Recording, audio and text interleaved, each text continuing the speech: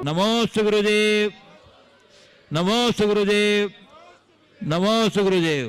पहला प्रश्न मनीष जी को ही अवसर देता हूं कि अपना प्रश्न पूछेंगे और उसके बाद तैयार रहेंगे श्री शैलेश कुमार जैन, कछार गांव। महाराज जी नमोस्तु नमोस्तु नमोस्तु। पूरे गुजरात समाज की ओर, बड़ौदा समाज की ओर आपके लिए बहुत बहुत नमोस्तु। महाराज जी मेरा एक छोटा सा क्वेश्चन है। आदिनाथ भगवान ने जैन धर्म की स्थापना की, महात्मा गांधी ने अपना महावीर स्वामी ने इंटीग्रेट किया, प्रोपोगेट किया, कुछ बुराई उस टाइम ड्यूरेशन में आई उनको दूर किया। इसके बाद महाराज जी एक नया टाइम आया साइंस, टेक्नोलॉजी, इंटरनेट का। आज इतनी बुराई इंटरनेट के थ्रू जैन धर्म में और पूरे भारतवर्ष में आ चुकी हैं, जो कि शायद क्या नाम है लोगों को पता नहीं चल रही हैं, और उसके कारण क्या नाम है लोग देख भी सकते हैं जो अपराध में बढ़ोतरी हो रही है, रेप केसेस बढ़ रहे हैं। आज महाराज जी जियो का पैकेज या एयरटेल का पैकेज 249 में आपको अनलिमिटेड इंटरनेट मिलता है। आपका यूजेस कुछ नहीं है, आप थोड़े से मेल करते हैं, थोड़ा सा सर्च करते हैं। हाँ ठीक है बोलो। हेलो। हाँ। इसके बाद महाराज जी जो टाइम बचता है 80% क्या नाम है आज के डेट में लोग पोर्नो साइट्स और अश्लील साहित्य देखते हैं। अपना जैन धर्म की ओर से खासकर और बाकी धर्म की ओर के अनुसार भी मैं चाहता हूँ महाराज जी इस टाइप के कृत्य में क्या दोष है, और उन लोगों कौन से नर्क में जाएंगे वो लोग जो इस टाइप का कृत्य करते हैं, और हमें एज ए समाज के तरीके से हम कैसे इसमें क्या नाम है रोक लगाएं। दूसरी बात महाराज इसी से लेके मैं देखता हूँ कि पूरे व्हाट्सएप ग्रुप होते हैं, क्या नाम है व्हाट्सएप ग्रुप में लोग क्या करते हैं कि पहले मैसेज भेज रहे हैं, पीडीएफ जा रही है भक्तांबर की, बाद में महाराज जी एक गंदा फोटो भी जा रहा है। आप सोचिए यदि कोई साहित्य में, कोई क्या नाम है ग्रंथ में यदि कोई गंदा फोटो रख दे तो कितना अपमान होगा साहित्य का, अपने ग्रंथ का। तो महाराज जी इस बारे में हमें सभी लोगों को क्या नाम है थोड़ा ज्ञान दें, और जैन धर्म नहीं बाकी धर्म के अनुसार भी क्या नाम है यदि हिंदू धर्म में भी है, मुस्लिम धर्म में भी हो, इन सब का रिपरकेशंस और क्या बुराइयां आगे जाके बढ़ सकती हैं और हम कैसे रोक लगाएं। और मैं चाहता हूँ महाराज जी आप इसके क्या नाम है कर्ता बने, आप क्रेता बने और इस तरीके के मूवमेंट को आगे बढ़ाएं महाराज जी। नमस्ते महाराज जी। देखिए बहुत ही अच्छी बात आपने यहाँ उपस्थित की। खुद एक टेक्नोलॉजी के व्यवसाय से जुड़े, खड़े रहो मनीष, टेक्नोलॉजी के व्यवसाय से जुड़े हुए मनीष, और आज पूरे गुजरात में इस व्यक्ति के नाम का एक अलग पहचान है, ये आप लोगों के लिए बहुत गौरव की बात है। खुद अपने दम पर इन्होंने एक बहुत अच्छी पहचान बनाई है। मेरा आशीर्वाद है कि ऐसे ही आगे बढ़ते रहो। जहाँ तक सवाल है टेक्नोलॉजी का और उसके उपयोग का, टेक्नोलॉजी बुरी नहीं है और हमें टेक्नोलॉजी की बुराई कभी करनी भी नहीं चाहिए, क्योंकि टेक्नोलॉजी ने हमें बहुत सारी सुविधाएं दी हैं, हमारे जीवन में बहुत कुछ सुगम बना है टेक्नोलॉजी के बल पर। लेकिन टेक्नोलॉजी का जो गलत प्रयोग है वो जरूर गंभीर चिंता का विषय है। सबसे पहली बात तो मैं चाहता हूं कि सरकारें क्या कर रही है। मैंने सुना है दुनिया के कुछ देशों में इस प्रकार के गंदे साइट्स पर पूर्ण प्रतिबंध है। भारत की सरकार ऐसा क्यों नहीं करती, जिससे हमारी संस्कृति का क्षरण होता हो, जिससे मानवता कलंकित होती हो। उस तरह की चीज़ों को प्रदर्शित करने से लाभ क्या है? ये तो व्यर्थ की चीज़ है। इससे न केवल बुराइयां पनपती है, अपितु हमारी सारी क्रिएटिविटी और कर्मण्यता भी नष्ट हो जाती है। लोग अपना समय व्यर्थ के कार्यों में बर्बाद कर रहे हैं। तो हमें दो स्तर पर काम करना चाहिए। एक तो शासन के स्तर पर इसे रोकवाने का प्रयास करना चाहिए, शासन प्रशासन तक ये बात हमें बढ़ चढ़ कर के पहुंचानी चाहिए, यद्यपि उन तक भी रिपोर्ट तो होगी ही। तो इस तरह की चीज़ों को दिखा करके अंततः हासिल क्या होने वाला है? इसलिए इन सारे साइट्स पर प्रतिबंध लगे, ऐसा प्रयास होना चाहिए। अगर जरूरत पड़े तो इस तरह के कुछ कानून भी बनने चाहिए। दूसरा, हमें बच्चों को प्रारंभ से ही औचित्य का बोध कराना चाहिए।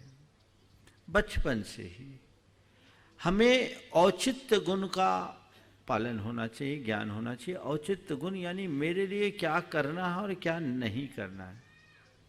इतनी समझ यदि हम बच्चे के हृदय में भर दें तो कोई भी गलत कार्य नहीं कर सकेगा। वो बहुत जरूरी है।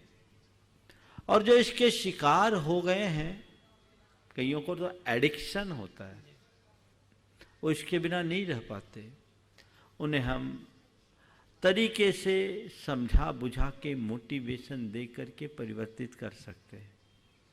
मेरे संपर्क में अनेक युवक और युवतियां जो इस तरह के साइट्स को देखने के आदी बन गए, अंदर से बहुत दुखी भी रहे, लेकिन समझाने के बाद, भावना योग करने के बाद वो लोग आज उससे बाहर आ चुके हैं। हम बच्चों को प्रारंभ से ही बताएं कि हमें क्या देखना है और क्या नहीं देखना। जैसे हम क्या खाना और क्या नहीं खाने का विवेक लोगों के हृदय में बचपन से जगाते हैं, वैसे ही क्या देखना और क्या नहीं देखने का भी विवेक जगाना चाहिए। तब कुछ अच्छा घटित कर पाएंगे। ये विवेक अंतर से जागना चाहिए, जो बहुत बहुत आवश्यक है। जहाँ तक मुझे जानकारी है, दुनिया में बहुत सारे लोग जिन्होंने टेक्नोलॉजी के क्षेत्र में बहुत कुछ किया, बड़ा बड़ा इनोवेशन किया, जिनकी कंपनी चलती है, वे खुद इनका प्रयोग बहुत सीमित करते हैं। उनमें बिल गेट्स जैसे लोग भी शामिल हैं। उनके विषय में मुझे बताया गया कि उनके यहाँ प्रतिदिन पढ़ाई के अलावा 15 मिनट और संडे को आधा घंटे से ज़्यादा उनके बच्चे भी इंटरनेट का प्रयोग नहीं करते। तो वह आपके हाथ में है कि जो सामग्री आपके पास है आप उसका अच्छा उपयोग करें, दुरुपयोग ना करें।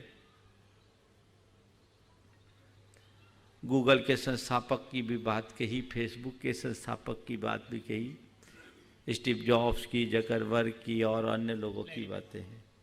दुनिया के 10 नामचीन लोगों के संदर्भ में बात मेरे सामने आई कि वे लोग बहुत सीमित प्रयोग करते हैं।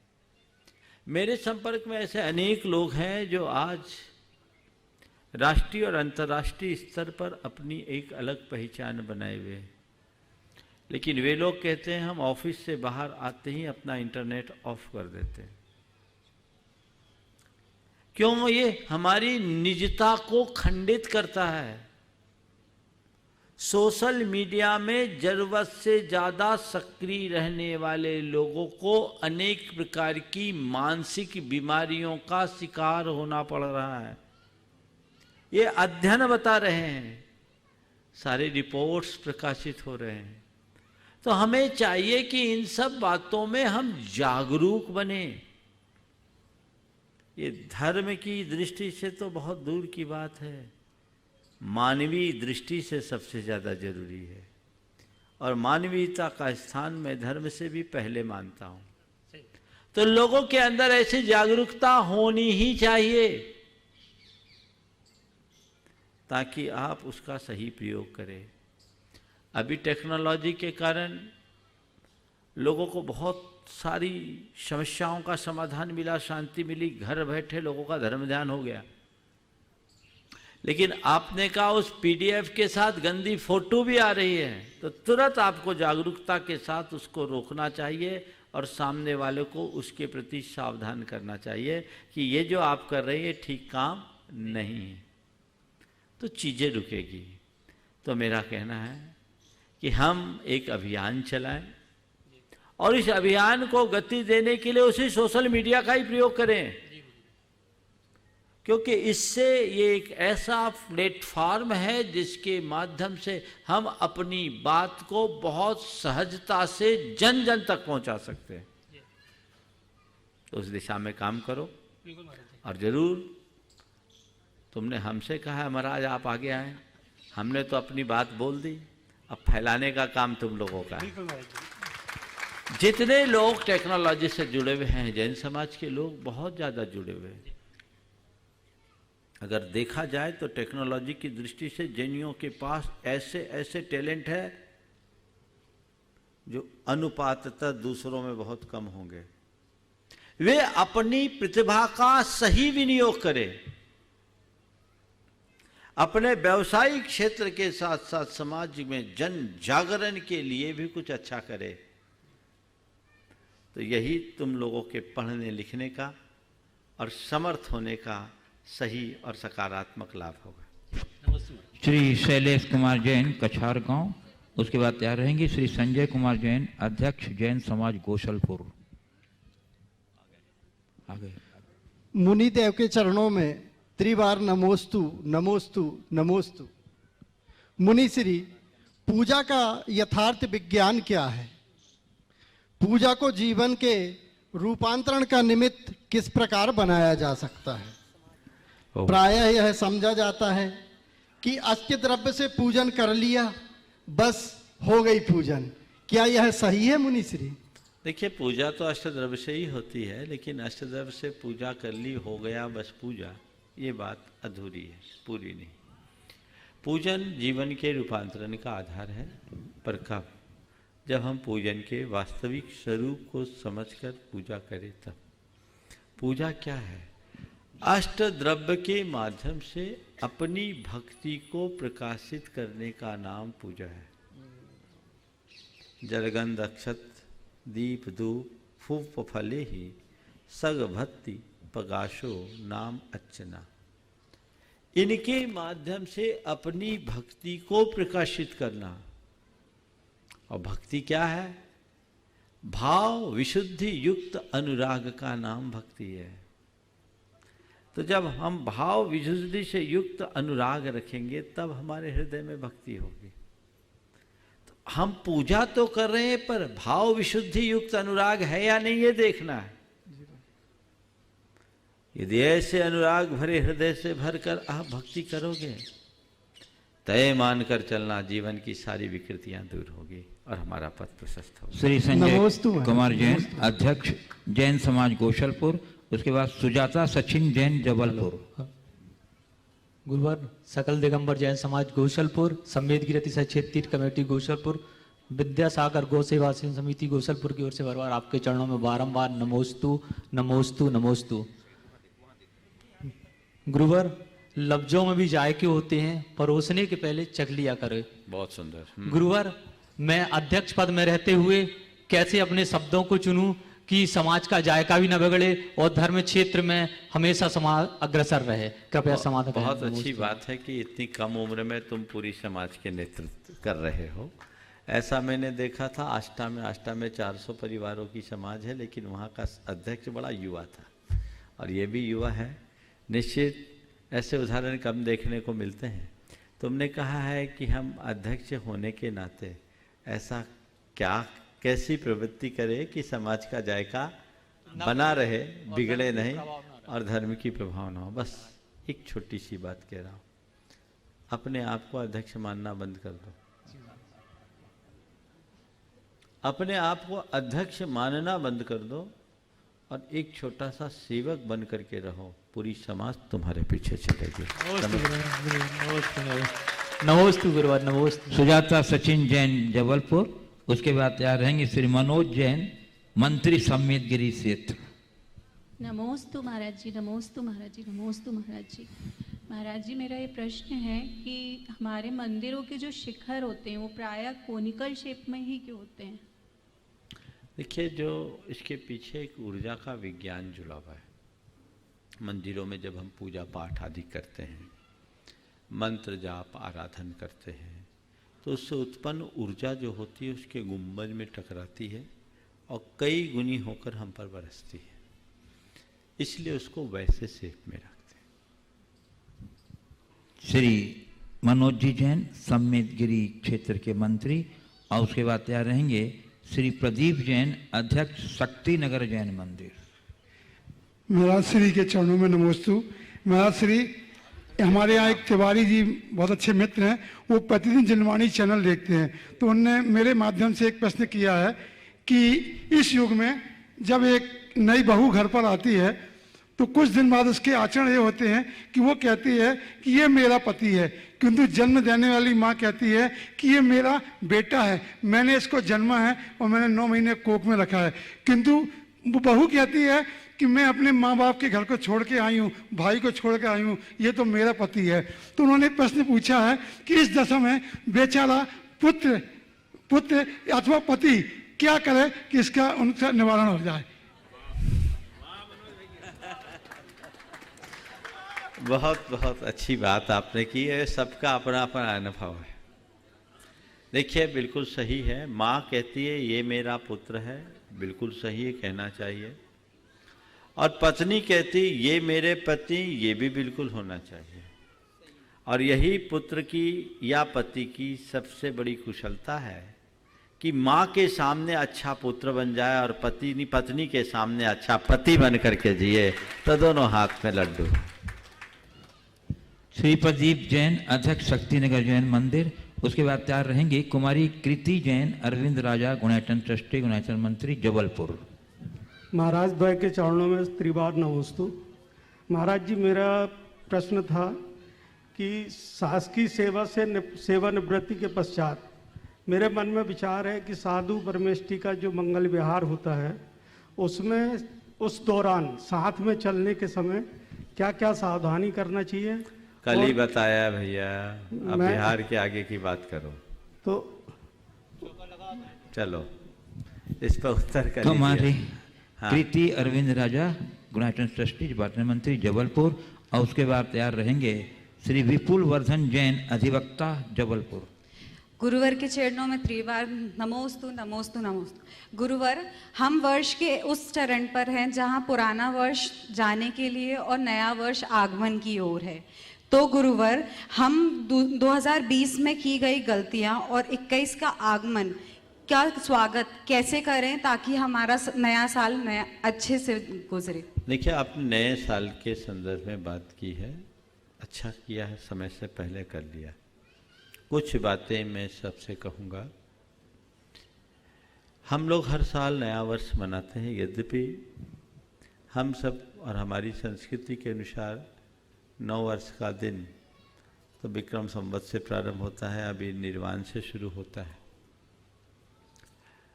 लेकिन चूंकि ये व्यवहार काल है, विक्रम के पहले भी हमारा वर्ष चलता था, भगवान महावीर के पहले भी वर्ष चलता था, तो ये परिवर्तन हुआ। आज ईस्वी सन से जोड़ा जाए तो मैं उस परिवर्तन को स्वीकार करने में कोई संकोच नहीं करता, कर ले। पर सबसे पहली बात, हमें दिन सूर्योदय से गिनना चाहिए और हमारा दिन सूर्योदय से होता है, इसलिए हम 9 वर्ष की गणना रात के 12 बजे से करने की जगह सूरज की पहली किरण के साथ करना शुरू करें तो सबसे उत्तम है। दूसरी बात, हम नए वर्ष की शुरुआत मौज मस्ती से न करके प्रभु भक्ति से करें तो वो हमारे जीवन के लिए ज़्यादा कल्याणकारी है। आने वाले दिनों में सभी लोग नए वर्ष को मनाएंगे और 31 की नाइट पता नहीं क्या क्या करती है। शराब, शबाब और कबाब में सब खराब होता है। मैं सारी युवा पीढ़ी को और सबको ये संदेश देना चाहता हूँ कि आने वाले दिनों में आप 9 वर्ष मनाएं तो इस तरीके से मनाएं कि वो वर्ष आपके उत्कर्ष का कारण हो, आपके पतन का नहीं। सूरज के उजाले के साथ आप दिन का स्वागत कीजिए और अपने दिन की शुरुआत भगवान की भक्ति के साथ कीजिए और नए वर्ष के लिए कुछ 9 संकल्प लीजिए। ऐसे संकल्प जो आपके जीवन के विकास के लिए अत्यंत आवश्यक और अपेक्षित है, जो अब तक हम नहीं कर पाए, जहां हम पिछड़े रहे वहां आगे बढ़ने का संकल्प, अपने दोषों, दुर्बलताओं और दुर्गुणों को दूर करने का संकल्प। ऐसे मनोभाव से भरकर जब हम कोई ठोस संकल्प अपने मन में जगाएंगे तभी 9 वर्ष मनाने का कोई अच्छा लाभ हो पाएगा। तो भगवान की भक्ति और शुभ संकल्पों के साथ 9 वर्ष मनाएं। सर, बीते वर्ष की समीक्षा करें। महाराज जी, इच्छा तो ये है गुरु चरणों पूरी सुनो तो, हड़बड़ी नहीं करो। बीते वर्ष की समीक्षा करो, जो जो गलतियां की है उन्हें न दोहराने का संकल्प लो और नए वर्ष की शुरुआत से पूर्व यदि किसी के साथ हमारे व्यक्तिगत व्यवहार के कारण कुछ ऊंचा नीचा हुआ है तो उस अकाउंट को क्लोज करो, सामने वाले से क्षमा मांगो, क्षमा भाव करो। नमोस्तु गुरुदेव। नमोस्तु आचार्य श्री। नमोस्तु महाराज जी।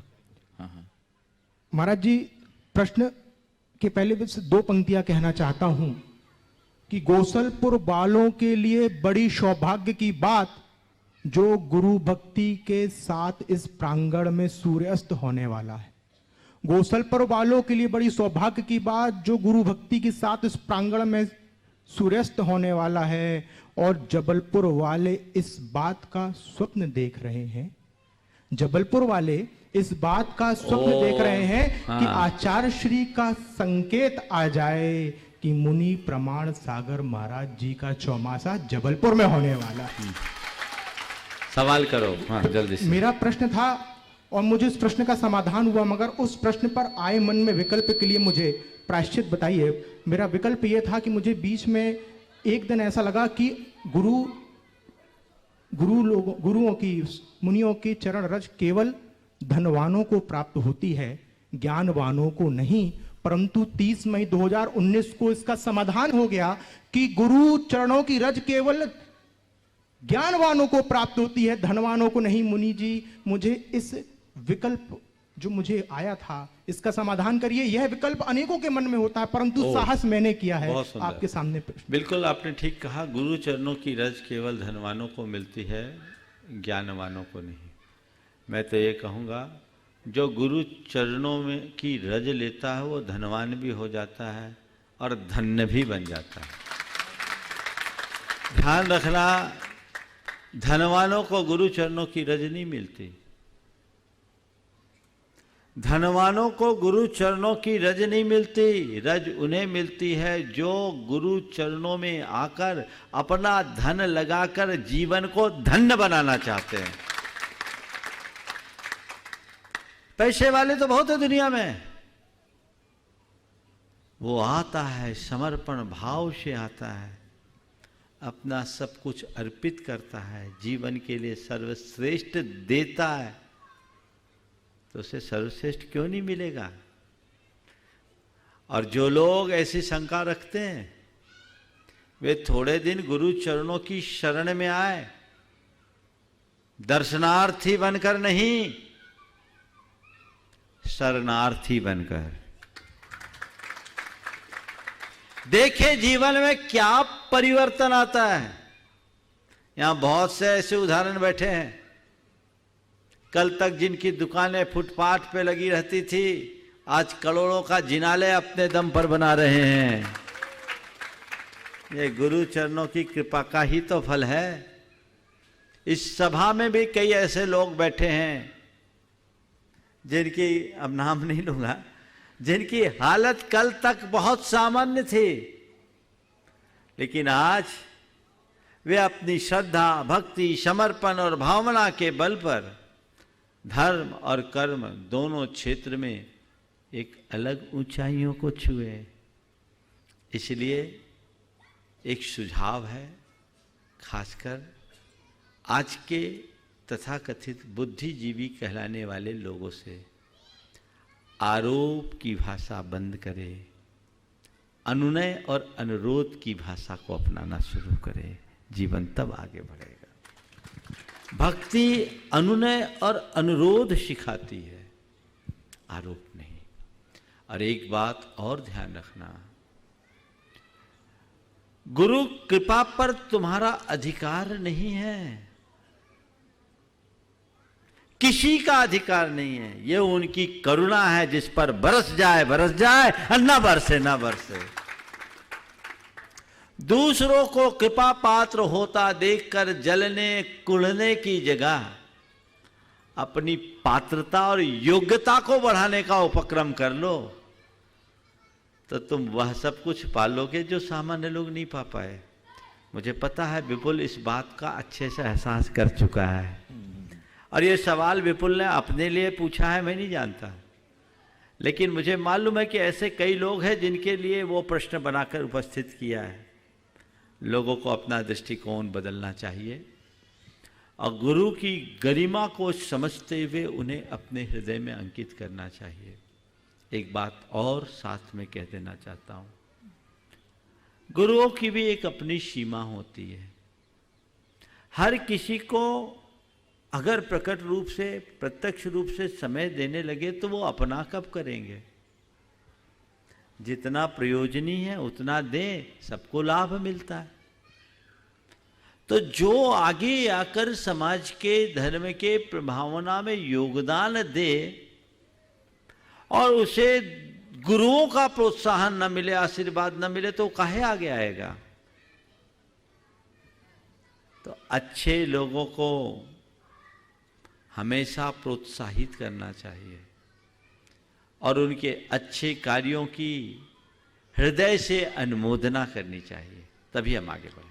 बंधुओं, अत्यंत प्रसन्नता है कि आज हमारे बीच गुणायतन के शिरोमणि संरक्षक श्री अतुल जी जैन कन्नौज उत्तर प्रदेश से और उन्हीं के साथ श्री मनोज जी जैन जो गुणायतन ट्रस्टी हैं कन्नौज से पधारे हैं। मैं उन्हें अगली पंक्ति में आमंत्रित कर रहा हूं कि कृपया पधारें और उनका सम्मान करेगी कि यहाँ क्षेत्र समिति और गोसलपुर के समाज। और तब तक श्रीमती शालिनी पवन कुमार लस्करी, हाँ श्रीमती रुचि जी भी आ जाए अगली पंक्ति में। तब तक श्रीमती शालिनी पवन कुमार लस्करी पनागर अपना प्रश्न उपस्थित करें। श्रीमती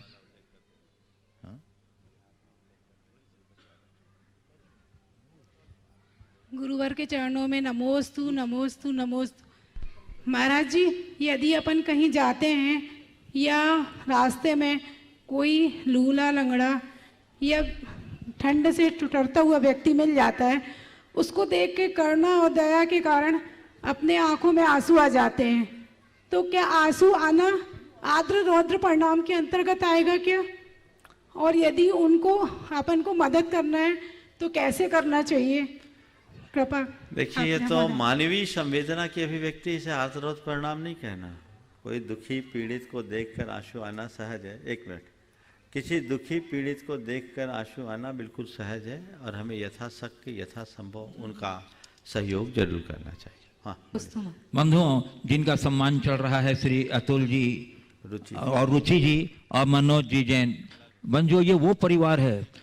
जब श्रीमती रुचि जी आ जाए मंच पर, श्रीमती रुचि जी उपस्थित हैं तो मंच पर आ जाए। बंधुओं, मैं आपको ये बताना चाहता हूँ ये वो परिवार है जब गुरुदेव का मंगलमय विहार सम्मेद शिखर से इधर जयपुर के लिए हुआ था सन 2015 में, तो इस परिवार ने बनारस से लेकर के पूरे समझिए एक तरह से कि उत्तर प्रदेश आगरा तक का शाही विहार करवाया था। बंधुओं, ऐतिहासिक विहार संपन्न कराया था जो इनकी उदारता का एक अद्भुत प्रमाण है। बंधुओं, पूरा परिवार लगा हुआ था उस शाही विहार के अंदर में। और प्रतिवर्ष एक वर्ष का ये जो एक महीने का जो संकट समाधान प्रसारण देखते हैं आप, प्रतिवर्ष प्रवचन, इसमें 1 माह का इनका सौजन्य रहता है जिनके माध्यम से हम लोग लाभ लेते हैं। जोरदार कर ध्वनि से अभिनंदन कर दीजिए बंधु इस परिवार का। और इस वर्ष अप्रैल माह में इनके सौजन्य से हम लोग संघ का समाधान और गुरुदेव के प्रवचन और अन्य कार्यक्रमों का आनंद लेंगे। बहुत बहुत हम आपके बीच पे यहाँ पर पाकर बहुमूजित हैं और हम जिज्ञासा भी उपस्थित करेंगे हमारे श्री अतुल जी और मनोज जी। भैया माइक दे दो।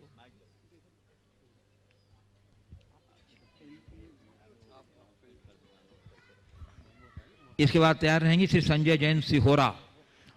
गुरुवर के चरणों में त्रिवार नमोस्तु नमोस्तु नमोस्तु।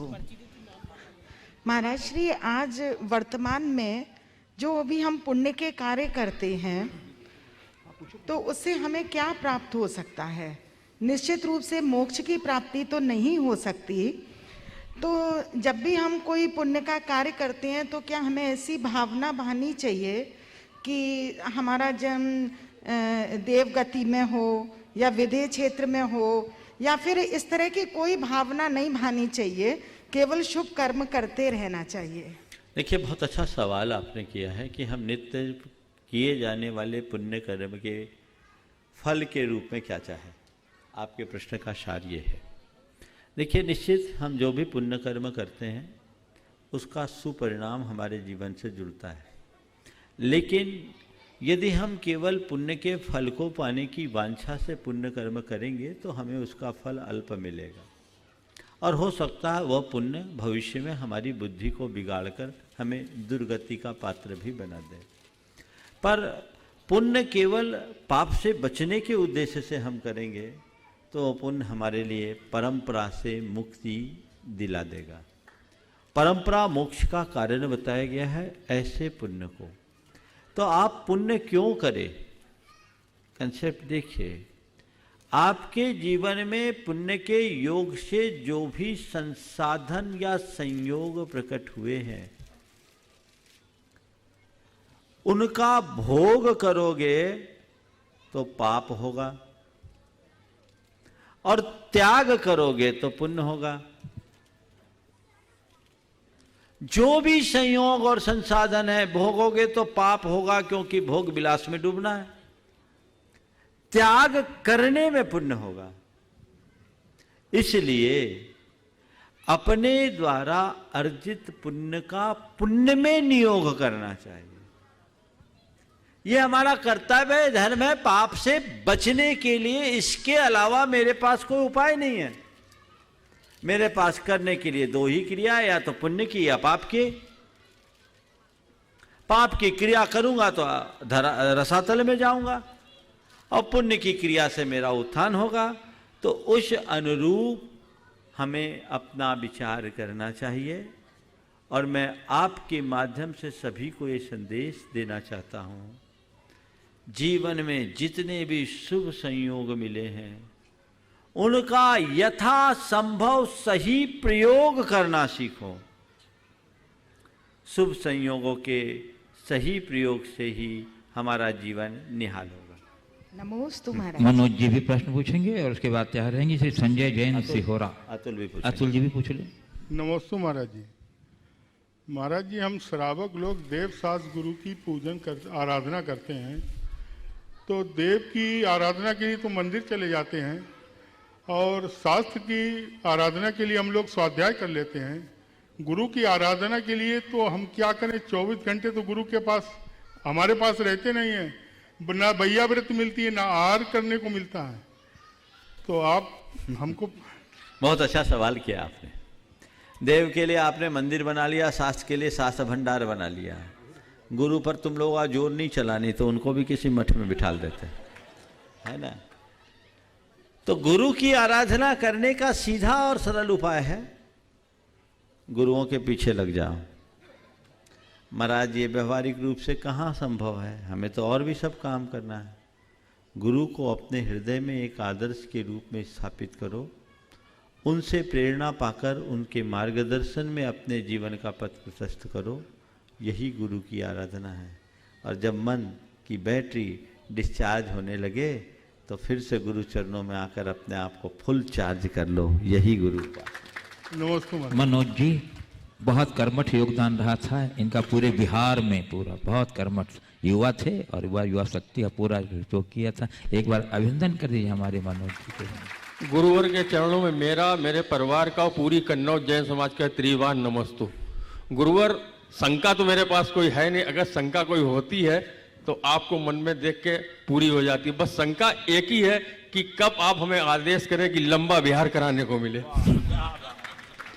ये लोग कल से आए हैं और कल से लगे हैं कि महाराज अगर आप इधर से चलो तो हम लोग आपके साथ पूरा फिर से वही याद करके दोहराएंगे। भावना भाव, हम तो लंबे ही बिहार में हैं और हम चाहते हैं कि तुम भी परमानेंट लंबा बिहारी बन जाओ।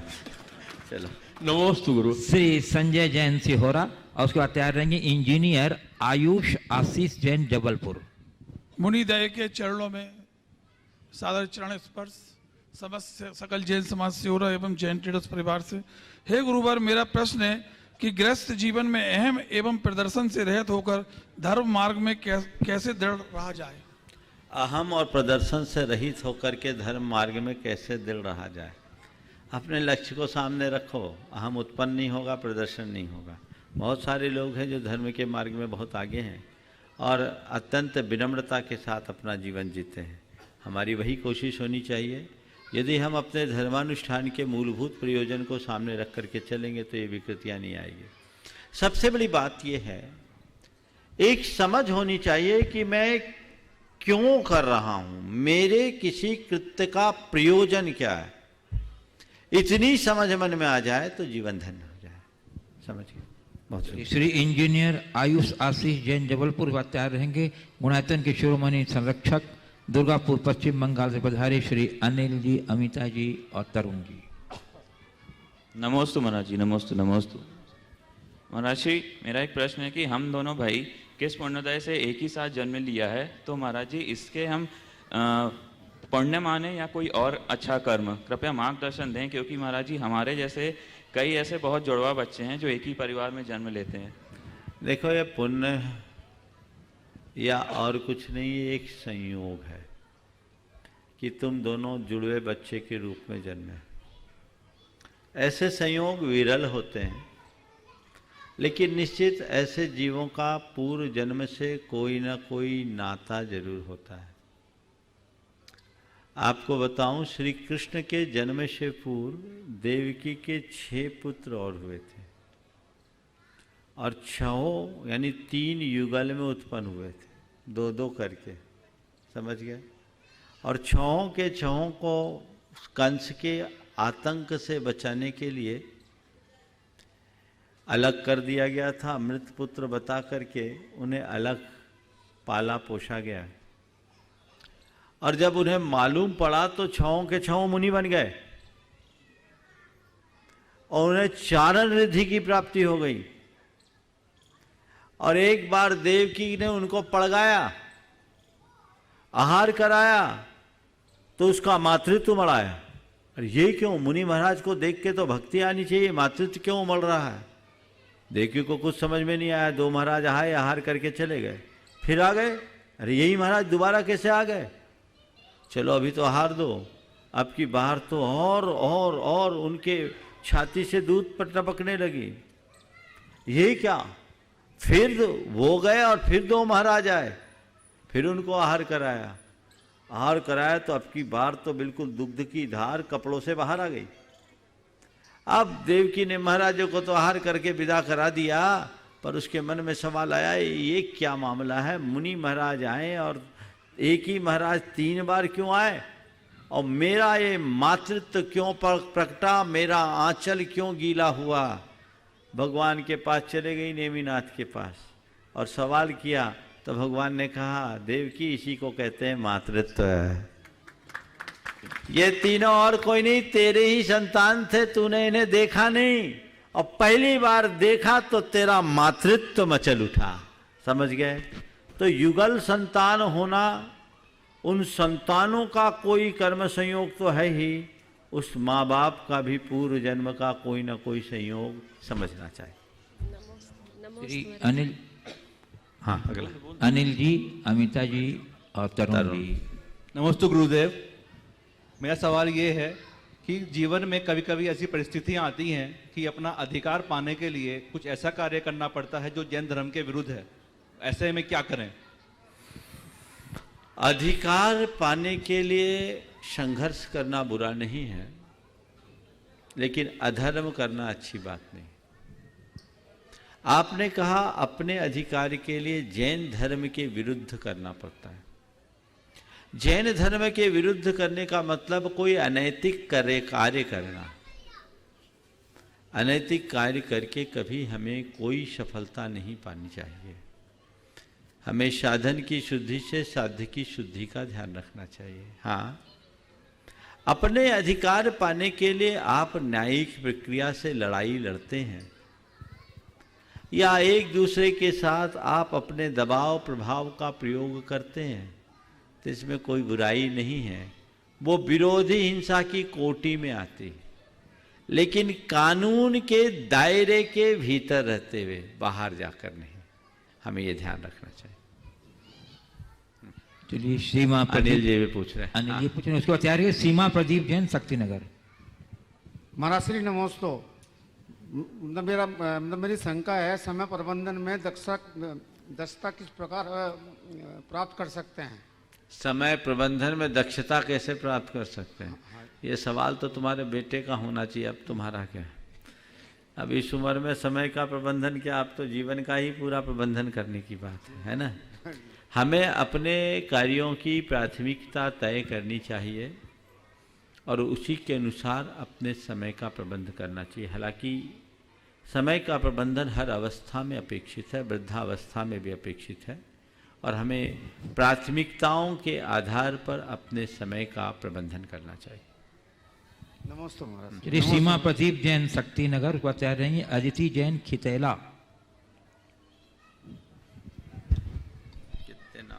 देव माने राजों के चरणों में त्रैवार नमोस्तु नमोस्तु नमोस्तु।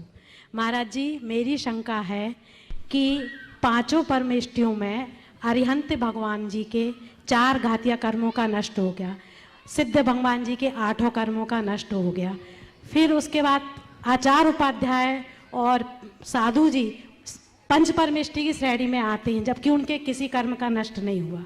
महाराज जी, ये कैसे? बिल्कुल, शायद आप ये पूछ रहे होंगे कि अरहंत और सिद्ध के तो कर्म नशे सो वे भगवान हैं, उनसे हमारे कर्म कट जाएंगे।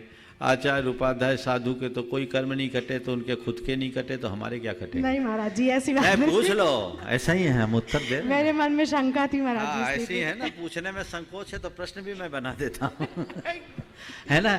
ये सवाल आचार्य वीरसेन से किसी ने पूछा धौला में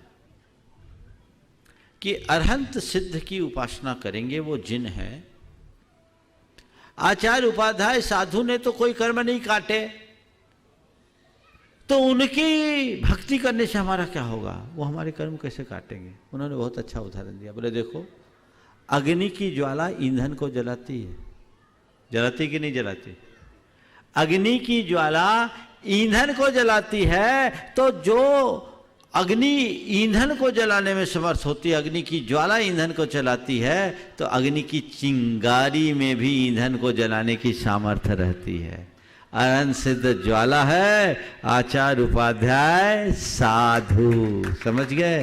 कर्म की जड़ भले नहीं उखड़ी, पर वो कर्म की सत्ता को निरंतर कमजोर करते जा रहे, छील रहे हैं। समझ गए? 2 तरीके से पेड़ को काटा जाता है, एक तो कुल्हाड़ी से पूरी तरह काट के 2 टुकड़े कर दो, और एक बसूला से छील छील कर पेड़ को पतला करो। समझ गए? तो आचार्य उपाध्याय साधु अभी पेड़ को गिराने की स्थिति में नहीं है, पर बसूला से हर पल छीलते जा रहे हैं, छीलते जा रहे हैं, छीलते जा रहे हैं। बसूला समझते हैं ना? हाँ हाँ, तो बसूले से वो एक बसूला बड़ी कारपेंटर्स उसको यूज करते हैं, तो उससे छील रहे हैं। समझ गए? हाँ, छीलते जा रहे हैं, तो ऐसे छील छील करके ही सफल होंगे। नमोस्तु महाराज जी। अदिति जैन खितेला बता रहे हैं आयुष जैन गोसलपुर। नमोस्तु महाराज जी। महाराज जी, एक ऐसा कलयुग हो गया है कि आजकल लोग भगवान से ही सेटलमेंट और एडजस्टमेंट कर लेते हैं। क्या सेटलमेंट और एडजस्टमेंट? जैसे कि अगर 1000 रुपए का 10,000 का टैक्स देना है, तो कहते हैं ठीक है भगवान जी 5,000 आपको चढ़ा लेंगे, 5,000 हम रख लेंगे। अगर महाराज जी के सामने त्याग किया है कि हम बाहर का नहीं खाएंगे, जैसे हम जबलपुर के यहाँ इंदौर जाके खा लेंगे, अरे हमने बाहर की तो छूट लेके चरक देखी थी। तो ये कैसा है कि अगर त्याग करो तो अच्छे से निभाओ, नहीं हम सेटलमेंट कर लेते हैं। बहुत अच्छी बात की है तुमने, लेकिन हमेशा त्याग के क्षेत्र में हमें थोड़ा सकारात्मक देखना चाहिए। सामने वाला क्या कर रहा है ये मत देखो, वो क्या नहीं कर रहा है ये देखो। तुम ये मत देखो कि जबलपुर वाला इंदौर में जाके खा रहा है, ये देखो कि वो जबलपुर में नहीं खा रहा है। जी महाराज। समझ गए?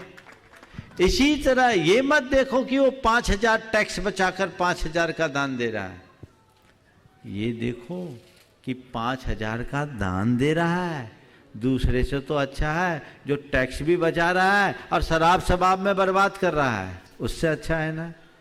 तो धर्म क्षेत्र में ये सूत्र रखो, हमेशा सामने वाले को सकारात्मक दृष्टि से देखो। वो क्या कर रहा है ये मत देखना, क्या नहीं कर रहा है वो देखना। कमियां हर इंसान में होती है। आयुष जैन गोसलपुर, उसके बाद तैयार रहना सौम्या जैन पनागर।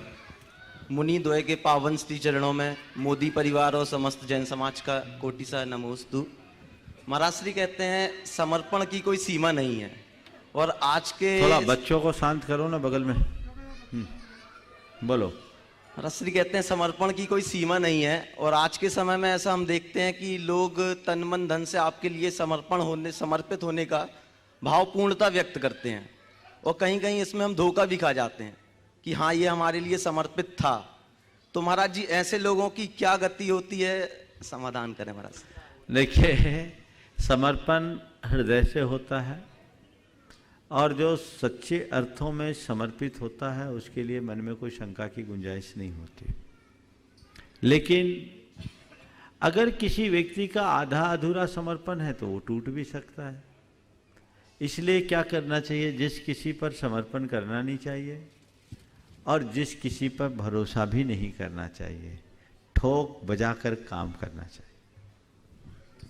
सौम्या जैन पनागर, उसके बाद निधि जैन वरेला। नमोस्तु महाराज जी। महाराज जी, पहले के समय में लोगों के मध्य पहला प्रेम, दूसरा एम्पैथी, जहां हम खुद को दूसरों की जगह पर रख के उनके दुख को समझते हैं। फिर से बोलो, पहली बात, पहला वाक्य बोलो। पहला प्रेम, दूसरा एम्पैथी। एम्पैथी मतलब हम खुद को दूसरों की जगह पर रख के उनको उनके दुख को समझते हैं। और तीसरा है ट्रस्ट वर्दीनेस, जहाँ हम दूसरों पर विश्वास करते हैं। तो ये पहले के समय में इतना था कि लोग अपने गांव को ही अपना परिवार मानते थे, पर आज के समय में ये विलुप्त हो गया है, जहाँ लोग अपने परिवार को ही एक बर्डन मान लेते हैं। तो महाराज जी, हम ये इस चीज़ को कैसे प्रमोट करें कि हमारा देश एक हैप्पी और एक हेल्दी बन सके। बहुत अच्छी बात आपने की है। प्रेम, संवेदना और विश्वास जीवन की एक बहुत बड़ी पूंजी है, और इसे हम सुरक्षित कैसे रखें, इसकी जड़ में जाके देखो। ये सब प्रभावित क्यों हुए? ये सब प्रभावित हुए हैं हमारी बढ़ती हुई उपभोक्तावादी मानसिकता के कारण। बढ़ती हुई उपभोक्तावादी सोच ने हमारे जीवन के मूलभूत गुणों को बुरी तरह प्रभावित किया है। जब हम ये सोच बदलेंगे, चीज़ें बदलेगी। हमें उपभोक्तावाद से ऊपर उठकर आत्मवाद और अध्यात्मवाद को अपनाना होगा। निधि जैन वरेला, उसके बाद तैयार रहना अभिलाषा जैन गोशलपुर। महाराज जी, आपके चरणों में तीवार नमोस्तु नमोस्तु नमोस्तु। महाराज जी, मेरा सवाल है, महाराज जी मेरा सवाल है, मेरे बच्चे बहुत डरते हैं, हर चीज़ का डर भरा रहता है उनमें। यदि एक रूम में जाएंगे, लाइट बंद रहेगी तो उस कमरे में नहीं जाएंगे, डर लगता है, डर लगता है। खड़े हो ना, खड़े हो जाओ, खड़े हो जाओ। हाँ जी महाराज जी, दोनों ये बहुत डरते हैं हर चीज़ से। महाराज जी, इनको आप आशीर्वाद दीजिए कि डरे ना, और उपाय बताइए कि कैसे निडर बने। इन बच्चों को नमोकार की महिमा बताओ और बोलो, जब भी डर लगने लगे नमोकार जपो, तुम्हारा सारा डर दूर भाग जाएगा। समझ गए? नमोस्तु महाराज जी। अभिलाषा जैन गोशलपुर, और उसके बाद तैयार रहेंगी श्रीमती नंदा शरद जैन गोल बाजार जबलपुर। नमोस्तु महाराज जी, नमोस्तु नमोस्तु। मेरा प्रश्न ये है कि वैज्ञानिक दृष्टि से छने जल का क्या महत्व है?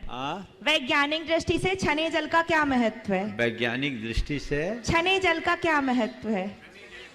छने जल का, छना जल शुद्ध जल है।